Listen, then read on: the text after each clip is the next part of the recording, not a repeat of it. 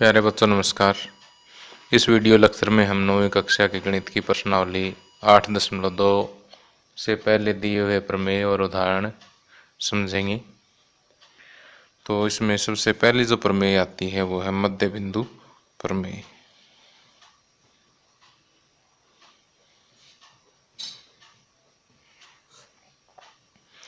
मध्य बिंदु प्रमेय क्या कहती है कि जैसे मान लीजिए हमारे पास ये एक त्रिभुज है, जिसे हम नाम दे देते हैं ABC। अब AB का मध्य बिंदु मान लेते हैं D है और AC का मध्य बिंदु E है। तो मध्य बिंदु प्रमेय के अनुसार DE की लंबाई जो है वो BC की लंबाई से आधी होगी। DE बराबर BC का आधा होगा और साथ ही DE जो है वो BC के समांतर होगा। ये जो है परिणाम और कुछ नहीं है, ये मध्य बिंदु प्रमेय है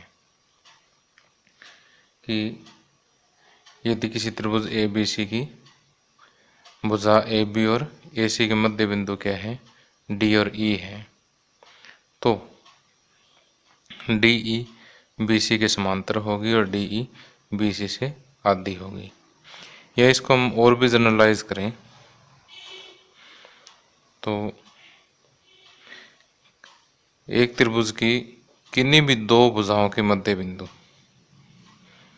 अगर हम मिला दें तो इन मध्य बिंदुओं को मिलाने से जो रेखा प्राप्त होती है वो तीसरी भुजा की समांतर होगी और तीसरी भुजा की आधी होगी। ओके, तो अगर हम चाहें तो इसे वेरीफाई कर सकते हैं। अलग अलग माप के आप त्रिभुज बनाएं, उनके मध्य बिंदु लें, फिर इसको माप के देखें और इसको माप के देखें। इसका माप इससे आधा मिलेगा। साथ ही ये वाला कोण माप के देख लें, ये दोनों कोण भी क्या मिलेंगे, आपको बराबर मिलेंगे। अगर संगत कोण बराबर है तो ये दोनों भुजाएं क्या होगी, समांतर होगी। तो इस तरह से आप अलग अलग माप की त्रिभुजें बना करके मध्य बिंदु प्रमेय को वेरीफाई कर सकते हैं।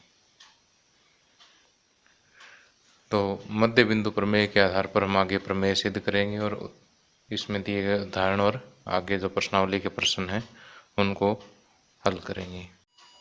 आगे प्रमेय 8.9, किसी त्रिभुज की किन्हीं दो भुजाओं के मध्य बिंदुओं को मिलाने वाला रेखाखंड तीसरी भुजा के समांतर होता है। तो देखिए यहाँ पर हमारे पास ABC एक त्रिभुज है और E और F क्या है, भुजा AB और AC के मध्य बिंदु है। अब आपने ये सिद्ध करना है कि इन दो भुजाओं के मध्य बिंदुओं को मिलाने वाला ये जो रेखाखंड है तो वो तीसरी भुजा के समांतर होगा। ओके, यानी ये वाला रेखाखंड जो है इसके समांतर होगा। तो यहाँ पर आपको दिया है त्रिभुज ABC में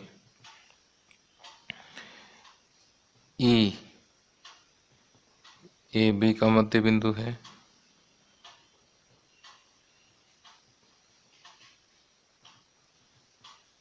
तथा FAC का मध्य बिंदु है, अर्थात कि AE बराबर EB तथा AF बराबर FC है। क्योंकि मध्य बिंदु है तो जितनी भुजा ये है उतनी ये रहेगी, इसी तरह से जितनी ये है उतनी ये रहेगी। तो अब आपको सिद्ध क्या करना है, सिद्ध करना आपने कि EF जो है BC के समांतर है, EF समांतर है BC की। तो अब ये सिद्ध करने के लिए हम एक रचना करेंगे। रचना ये करेंगे कि CD जो है वो अब BA के समांतर CA से एक रेखा लेंगे जो ई एफ को आगे बढ़ाने पर डी पर प्रतिच्छेद करती है। रचना में हम कहेंगे बी ए के समांतर सी से एक रेखा खींची जो ई एफ को आगे बढ़ाने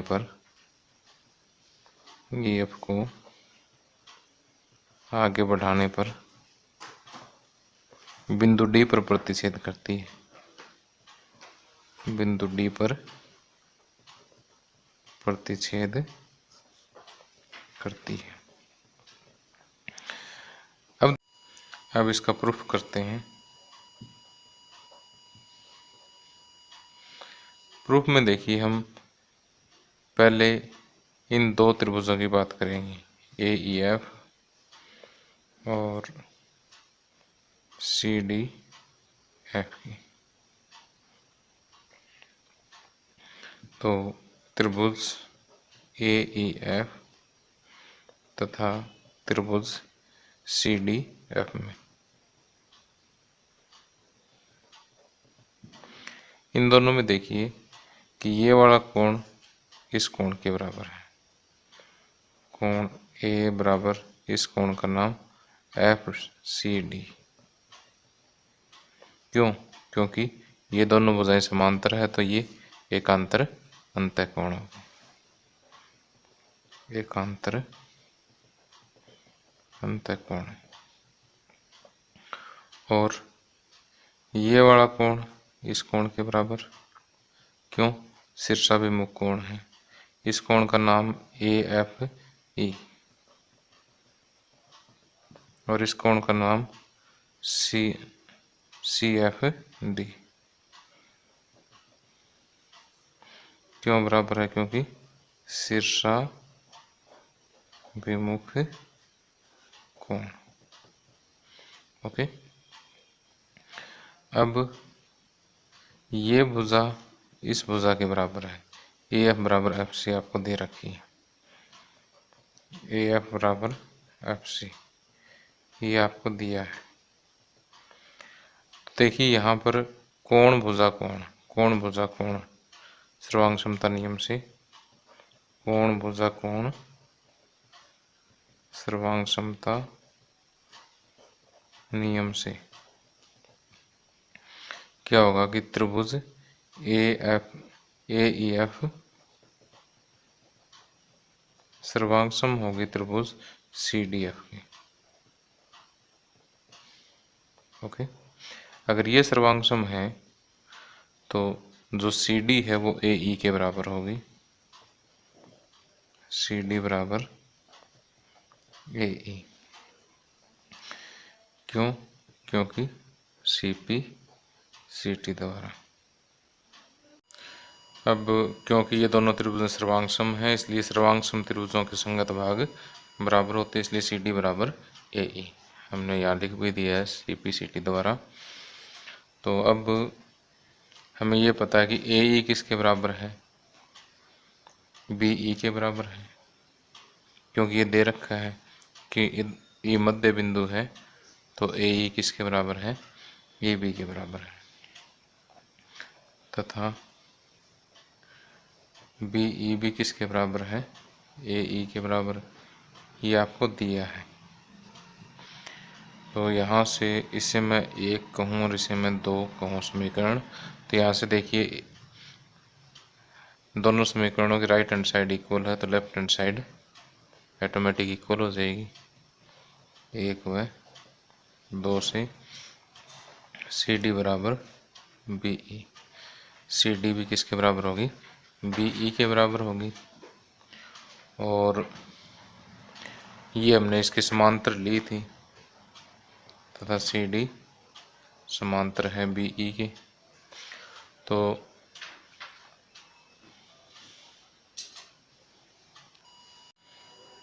सी डी बी ई के समांतर कैसे थी? रचना द्वारा थी। ओके। अब किसी भी चतुर्भुज में यदि दो भुजाएं समांतर और बराबर हो तो वो चतुर्भुज क्या होती है? समांतर चतुर्भुज होती है। इसका मतलब BCDE एक समांतर चतुर्भुज है। तो समांतर चतुर्भुज है तो AD BC के समांतर होगी। इसका मतलब AD समांतर है BC के। जब ED समांतर है तो EF भी समांतर होगी BC की।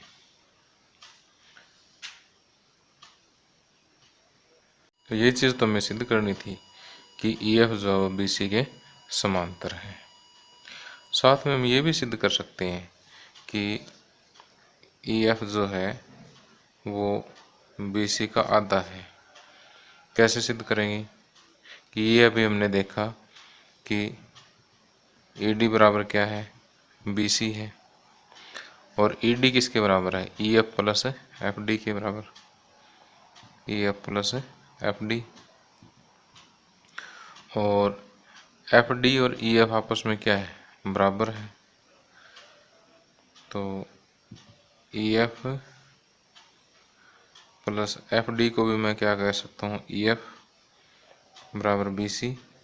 क्यों कहूँगा, क्योंकि FD बराबर EF CPCT द्वारा। ओके, क्योंकि ये दोनों त्रिभुजें क्या है, सर्वांगसम है। सर्वांगसम त्रिभुजों की संगत भुजाएं क्या होती है, बराबर होती है। तो अब 2 EF बराबर BC है तो EF बराबर क्या हो जाएगा, 1/2 BC। तो इस तरह से हम मध्य बिंदु प्रमेय को भी हम सिद्ध कर सकते हैं।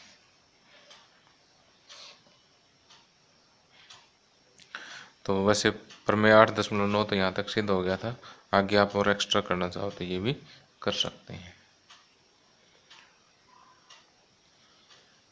तब आप इस वीडियो को पॉज करके नोट कर लें। अब आगे प्रमेय 8.10, किसी त्रिभुज की एक भुजा के मध्य बिंदु से दूसरी भुजा के समांतर खींची गई रेखा तीसरी भुजा को समद्विभाजित करती है। तो देखिए यहाँ पर ABC हमारे पास एक त्रिभुज है, इसकी एक भुजा AB, एक भुजा के मध्य बिंदु, एक भुजा का मध्य बिंदु मान लेते हैं E है। E में से एक रेखा खींची जो कि दूसरी भुजा BC के समांतर है। कि एक भुजा के मध्य बिंदु से दूसरी भुजा के समांतर जो रेखा खींची गई है वो तीसरी भुजा को समद्विभाजित करती है। तीसरी भुजा AC को समद्विभाजित करती है, ये हमें सिद्ध करना है। तो देखिए आपको यहाँ पर क्या दे दिया, आपको यहाँ दे दिया कि जो रेखा L है ये BC के समांतर है, और दूसरा ये AE EB के बराबर है, क्योंकि E मध्य बिंदु है इसका। अब आपने सिद्ध क्या करना है कि F जो है AC का मध्य बिंदु है, अर्थात AF बराबर FC आपको सिद्ध करना है। तो ये सिद्ध करने के लिए हम क्या करेंगे कि एक रचना करेंगे। हम रचना में C से BA के समांतर एक रेखा CM खींचेंगे।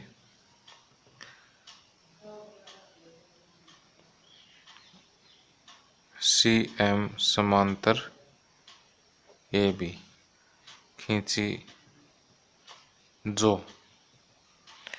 L को या रेखा L को बिंदु D पर प्रतिच्छेद करती है, बिंदु D पर प्रतिच्छेद करती है। अब देखिए हम अब जो हमें ये चीज़ सिद्ध करनी है वो सिद्ध करेंगे। प्रूफ इसका कि यहाँ पर देखिए कि AB समांतर है CM के, AB समांतर है CM के। कैसे, रचना द्वारा भी हमने रचना की। जब ए बी सी एम के समांतर है तो ई बी डी सी के समांतर है। इसका मतलब ए बी समांतर है सी डी के, ठीक। और ई डी बी सी के समांतर है, ई डी बी सी के समांतर, ये आपको दिया है। अब देखिए ये भुजा इसके समांतर और ये भुजा इसके समांतर, इसका मतलब B C E D, B C E D क्या है, एक समांतर चतुर्भुज है। अब अगर समांतर चतुर्भुज है तो इसकी सम्मुख भुजाएं क्या होगी, बराबर होगी। इसका मतलब बी ई किसके बराबर होगी, सी डी के बराबर होगी, क्योंकि समांतर चतुर्भुज की सम्मुख भुजाएं।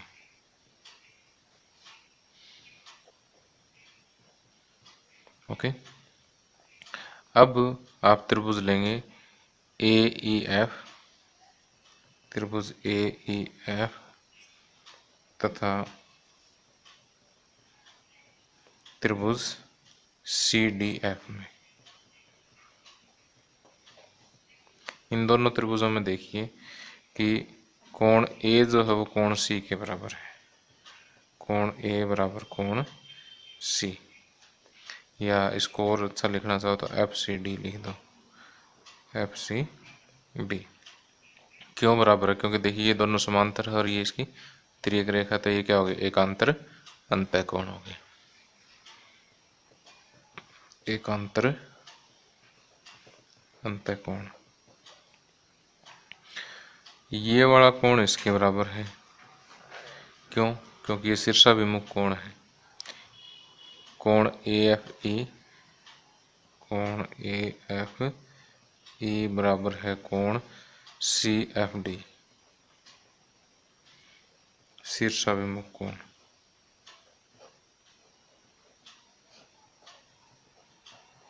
ओके। अब डी सी भुजा जो है वो ए ई के बराबर होगी, डी सी बराबर ए ई, क्यों, क्योंकि डी सी ई बी के बराबर है, डी सी बराबर ए बी तथा ए बी ए ई के बराबर है।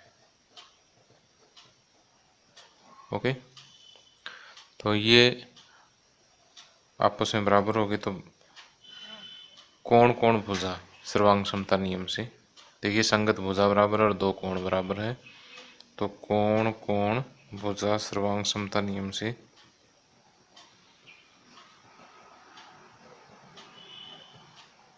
त्रिभुज ए ई एफ सर्वांग सम है त्रिभुज सी डी एफ के, ठीक है।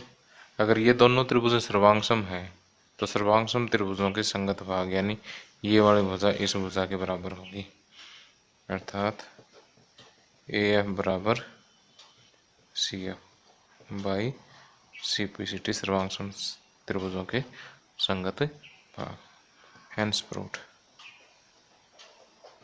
तो इस तरह से हम इसे सिद्ध कर सकते हैं। तो आपने क्या करना है कि पहले तो एक रचना करनी है सी एम ए बी के समांतर, फिर यहाँ पर एक जो चतुर्भुज बनेगी उसे समांतर चतुर्भुज शो कर देना है। उसके बाद इन दोनों त्रिभुजों को सर्वांग सम सिद्ध करके संगत भाग जो है वो बराबर सिद्ध कर देने हैं। अब आप इस वीडियो को पॉज करके नोट कर सकते हैं। आगे उदाहरण नंबर 7, त्रिभुज ए बी सी में डी ई और एफ क्रमशः भुजाओं ए बी बी सी और सी ए के मध्य बिंदु है। दर्शाइए कि बिंदुओं डी ई और एफ को मिलाने पर त्रिभुज ए बी सी 4 सर्वांग सम त्रिभुजों में विभाजित हो जाता है। देखिए आपको ये ए बी सी एक त्रिभुज दी गई है, डी ई और एफ ये ए बी बी सी और ए सी के मध्य बिंदु है। अब इन मध्य बिंदुओं से मिलाने पर जो है ए बी सी जो है इन 4 त्रिभुजों में विभाजित हो जाता है, 1 2 3 4। अब आपने ये सिद्ध करना है कि ये चारों त्रिभुज जो है वो क्या है, सर्वांग सम है। तो यहाँ से देखिए डी ए बी का मध्य बिंदु है और एफ ए सी का मध्य बिंदु है, इसलिए डी एफ जो है वो बी सी के समांतर होगी। अब इसका हल कर देते हैं हम सीधा ही, क्योंकि डी भुजा ए बी का तथा एफ भुजा ए सी का मध्य बिंदु है,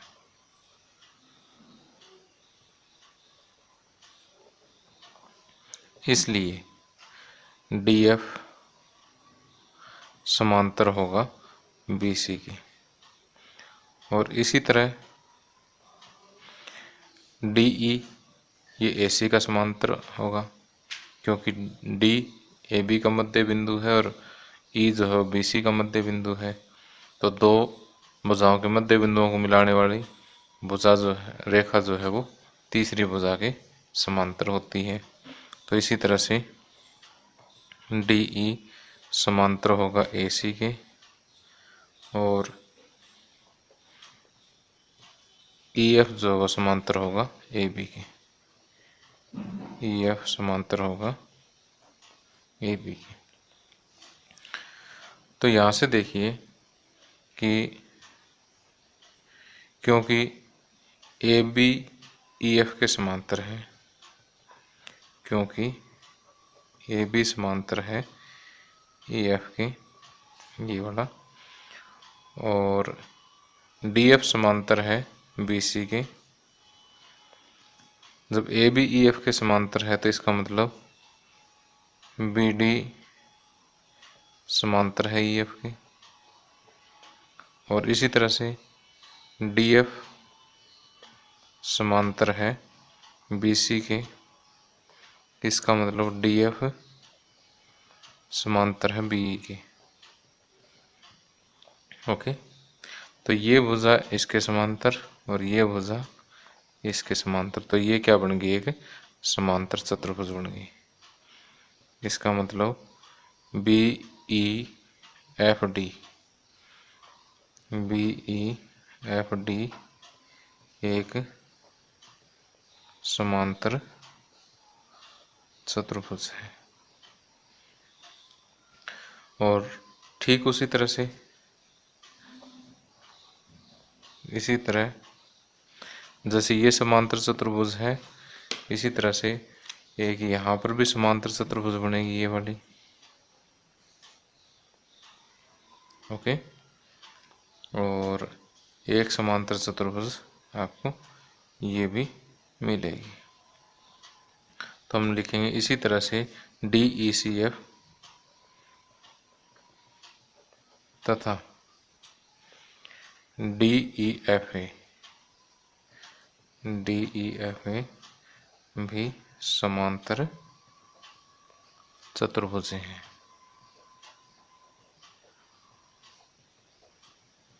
ओके, ये चतुर्भुज है।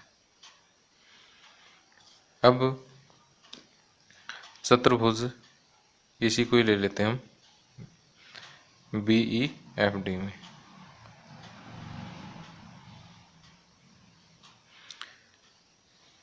हम इन दोनों त्रिभुजों को सर्वांग सम सिद्ध करेंगे कि अब त्रिभुज बी ई डी,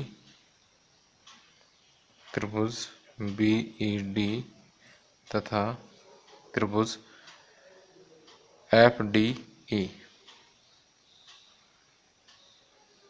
त्रिभुज एफ डी ई में देखिए, क्योंकि ये समांतर चतुर्भुज है तो ये भुजा इसके बराबर है, ये भुजा इसके बराबर है और सम्मुख कोण बराबर है।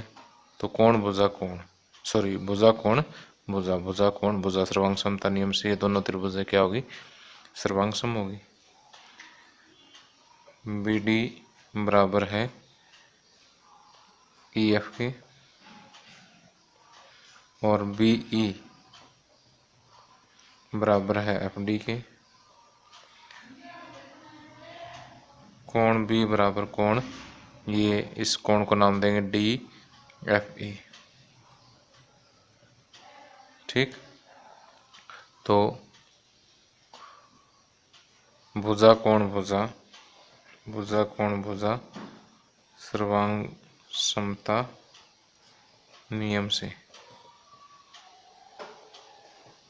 भुजा कोण भुजा सर्वांग समता नियम से क्या होगा कि त्रिभुज B E D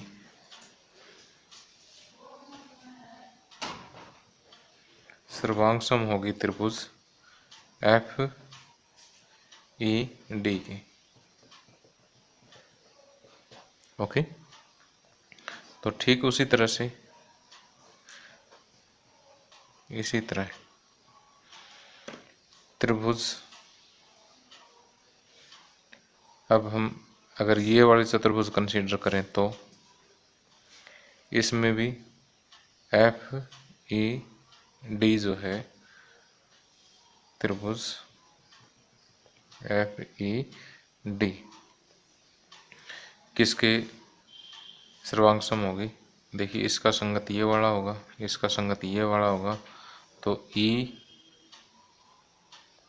F E D तो ई एफ सी सर्वांग सम है त्रिभुज ई एफ सी। तथा इस चतुर्भुज में त्रिभुज एफ ई डी सर्वांग सम किसकी होगी एफ ई डी। अब f का संगत कोण d है तो f की जगह d आ जाएगा, इसका संगत ये है तो e की जगह पर a आ जाएगा और d a f। तो देखिए यहाँ पर एफ ई डी यानी एफ ई डी ये वाली जो चतुर्भुज है सॉरी त्रिभुज जो है वो इसके भी सर्वांग सम है, ये वाले इसके भी सर्वांग सम है, ये वाले इसके भी सर्वांग सम है। ठीक, तो इसका मतलब चारों त्रिभुजें जो है वो क्या होंगी सर्वांग सम होगी। इसका मतलब आता है चारों त्रिभुज सर्वांग सम है। ओके, तो यहाँ पर देखिए पहले तो आपने क्या करना है, इसे समांतर चतुर्भुज शो करना है, इसी तरह से ये वाले समांतर चतुर्भुज हो जाएगी, इसी तरह से ये वाले समांतर चतुर्भुज हो जाएगी। फिर हम कहेंगे ये दोनों सर्वांग सम है, जैसे ये सर्वांग सम उसी तरह से ये सर्वांग सम उसी तरह से ये सर्वांग सम, तो चारों सर्वांग सम होगी। अब आप इस वीडियो को पॉज करके ये सॉल्यूशन नोट कर सकते हैं। आगे उदाहरण नंबर 8, एल एम और एन तीन समांतर रेखाएं हैं जो तिर्यक रेखाओं पी और क्यू द्वारा इस प्रकार प्रतिच्छेदित है कि एल एम और एन रेखा पी पर समान अंतःखंड ए बी और बी सी काटती है। दर्शाइए कि एल एम और एन रेखा क्यू पर भी समान अंतःखंड डी ई और ई एफ काटती है। तो देखिए इस आकृति के माध्यम से समझाता हूँ आपको कि यहाँ पर देखिए जो रेखा, एक रेखा दी हुई एल, दूसरी रेखा है एम और तीसरी रेखा है एन। एल एम और एन ये तीनों रेखाएं समांतर दे रखी है। साथ में आप लिख भी देते हैं, दिया है क्या कि एल समांतर है एम के और वो समांतर किसके हैं एन के। अब देखिए एक रेखा पी,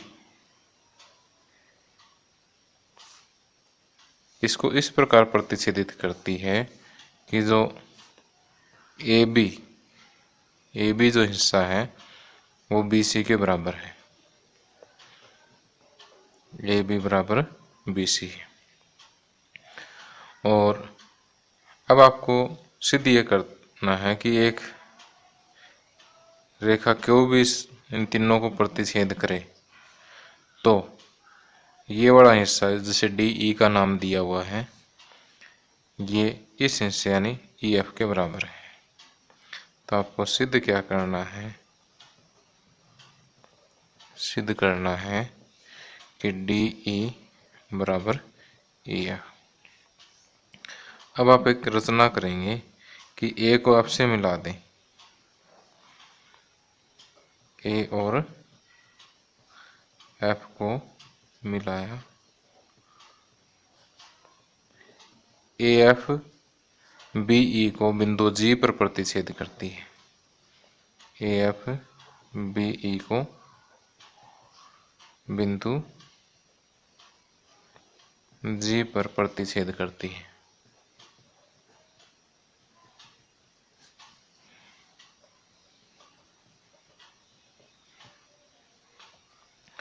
अब पहले तो हम इस त्रिभुज की बात करेंगे, सिर्फ इतने त्रिभुज को देखो, बाकी कुछ देखो ही मत इस आकृति में। आप एक बार त्रिभुज ए सी एफ, इसका प्रूफ देखिए, ये इसका प्रमाण कि त्रिभुज ए सी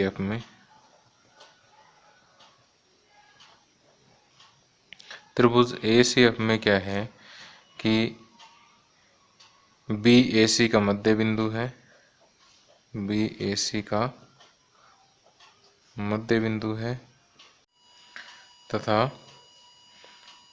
बी जी समांतर है ई एफ के, बी जी ई एफ के सी एफ के समांतर है, बी जी सी एफ के समांतर है। क्यों समांतर है? क्योंकि एम एन के समांतर है, ये आपको दिया है। जब एम एन के समांतर है तो ये तो एम और एन के हिस्से ही है, तो ये तो ऑटोमेटिक समांतर होना ही है। तो देखिए यहाँ पर इस त्रिभुज में ये मध्य बिंदु से होती हुई एक रेखा है जो कि दूसरी भुजा के समांतर है, तो ये तीसरी भुजा को समद्विभाजित करेगी। इसका मतलब जी जो है वो ए एफ का मध्य बिंदु है, इसका मतलब जी भुजा ए एफ का मध्य बिंदु। ओके, अब देखिए यहाँ पर कि अब त्रिभुज लेते हैं ए एफ डी, त्रिभुज ए एफ डी में क्या है कि अब इसको रिवर्स देखो आप। अब हमें कौन सी त्रिभुज देखनी है? अब ये वाली देखनी है, ए एफ डी। ओके, अब इसमें ये तो मध्य बिंदु हमने अभी सिद्ध कर ही दिया, मध्य बिंदु से होकर ये रेखा गुजरती है जो ए डी के समांतर है, तो इसका मतलब ई इसका मध्य बिंदु हो जाएगा। तो ए एफ डी में जी जो है, जी भुजा ए एफ का मध्य बिंदु है। ये तो प्रूव्ड है, आपने अभी सिद्ध किया है। और जी ई ए डी के समांतर है, जी ई समांतर है ए डी के।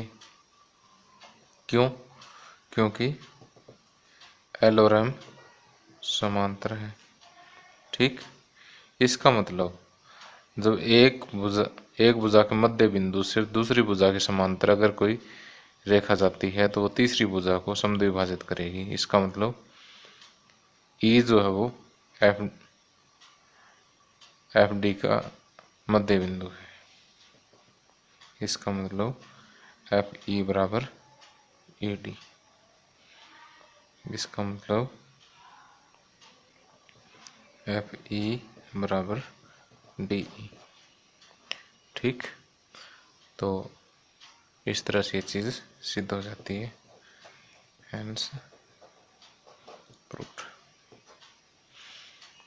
तो आपने क्या करना है कि एक ही कंसेप्ट का दो त्रिभुजों में यूज करना है कि मध्य बिंदु से अगर एक भुजा के अंदर से एक रेखा जाती है जो दूसरी भुजा के समांतर तीसरी भुजा को समद्विभाजित करेगी। अब ये मध्य बिंदु हो गया, अब इसमें से ये गुजर गई ये इसके समांतर होगी तो ये इसको समद्विभाजित करेगी बस।